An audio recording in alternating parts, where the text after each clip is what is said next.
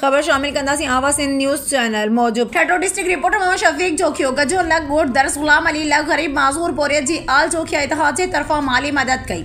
ख़ास मेहनत ऐं जिदोजहद फ़ौजी सलाम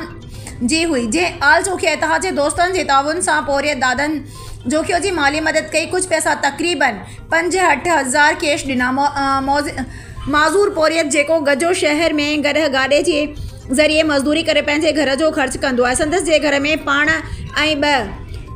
भेनरूं पिण माज़ूर आहिनि। असां वस वारनि खे अपील कंदासीं त ग़रीब पोरिया दादनि जी मदद कनि। उन मौक़े ते आल जोखिया इतिहाद जे अॻवान फ़ौजी सलाम जोखियो वज़ीर सालार कामरेड शफ़ीक जोखियो सूफ़ी हुसैन अली जोखियो अब्दुल हकीम जोखियो नेक ममन जोखियो इसाक जोखियो अब्दुल वहीद जोखियो पिण मौजूद हुआ।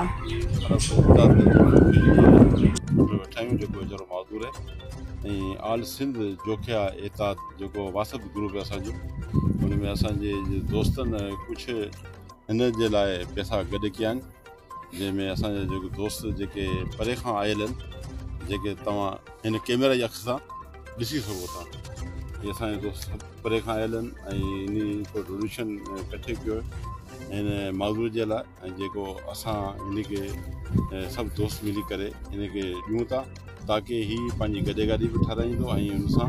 पंहिंजो गुज़र सफ़र बि कंदो ऐं का शइ बि कंदी। असांखां जेके दोस्त आयल आहिनि हाणे उनखे असीं हा तमामु ॾुखिया बिरादरी जी महिरबानी जो ताउन कयो ऐं उनखां पोइ त इंशाअल्लाह साईं चाचा जी ॿिए छा चवंदो उन कंदासीं पोइ हाणे चाचा जीअं चवे असांजो इरादो आहे त हाणे कुझु कारोबार खोले ॾियूं ऐं पंहिंजो कारोबार कंदो गाॾी जो अॻियां गाॾी हलेसि ऐं इहो फुड़ी तला तूं उन जे लाइ छा चवंदे सभु आया आहिनि माण्हू हिन लाइ जेका मदद हिन खे न पुॼंदे